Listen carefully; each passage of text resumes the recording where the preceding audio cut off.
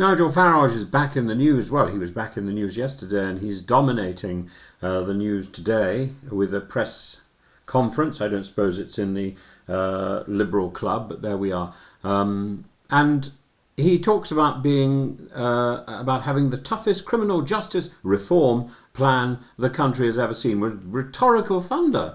And Political Theatre Reform UK has unveiled a sweeping set of policies aimed at halving crime, transforming the prison system and redefining Britain's approach to law and order. It doesn't sound as if it's terribly well costed, but there we are. There's a lot of headlines and there's a lot of ambition. He speaks of a two-tier justice system where those who say the wrong things go to prison while violent offenders walk free. He cites rising crime, unprosecuted shoplifting, surging phone thefts, police indifference.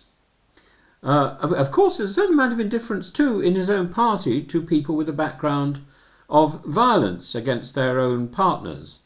Public fear is his currency, fear of crime, of strangers, of cultural change, of judicial paralysis, as long as you're out of his little group.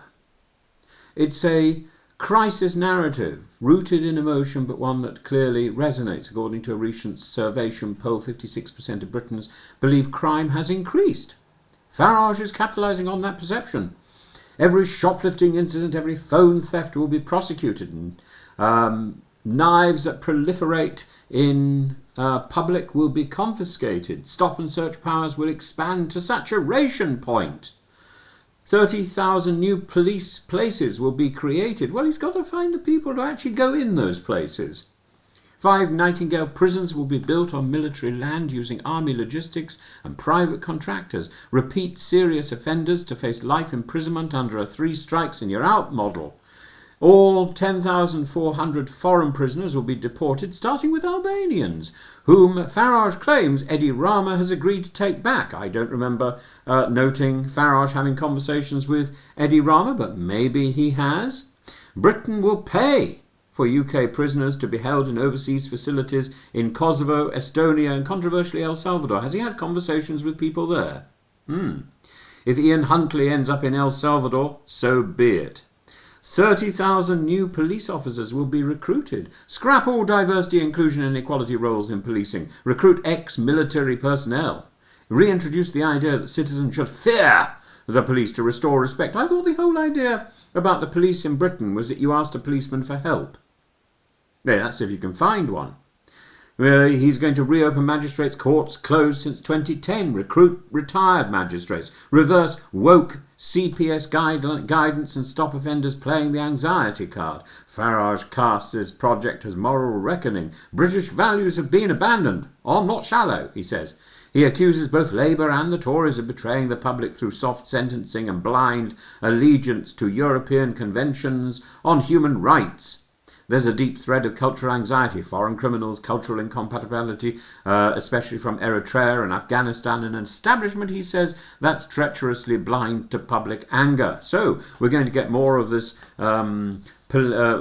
justice, which is predicated on popularity and public attention. His framing echoes Rudy Giuliani's 1990s New York broken windows policing, but with Farage the windows are shattered across every institution. Reform UK claims the total cost of these measures will be $17.4 billion over 5 years, funded by, here it is, scrapping HS2, although it's got so far, all that money, all that work, all those farms and homes that have been bought, ending net zero subsidies, deporting prisoners cheaper than housing them here. Critics, however, point out 5 serious flaws.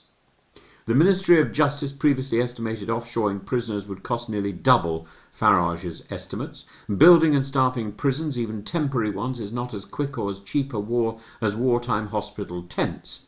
And many foreign governments, including El Salvador, have not confirmed any willingness to cooperate.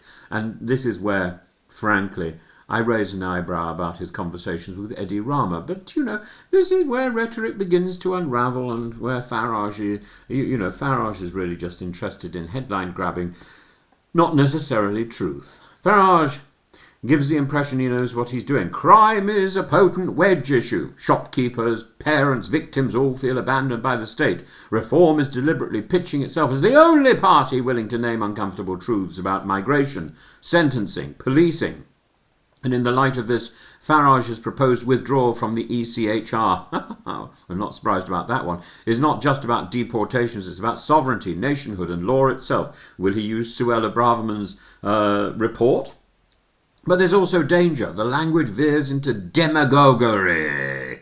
Entire national groups are linked to sexual violence. Warning of civil disobedience and glorifying punitive justice risks inflaming tensions rather than resolving them. Farage's Lawless Britain platform is both theatre and challenge. It is a populist blitz against elite institutions, a serious provocation to Labour and to the Conservatives, a politically astute play for the angry, the disillusioned and the scared, but it's also, and be in no doubt about it, expensive, of questionable legality and prone to exaggeration, scapegoating and moral panic, and whether one supports or opposes his proposals, they reflect a profound crisis of trust. And Farage, ever the opportunist, has stepped in where mainstream parties hesitate. Why?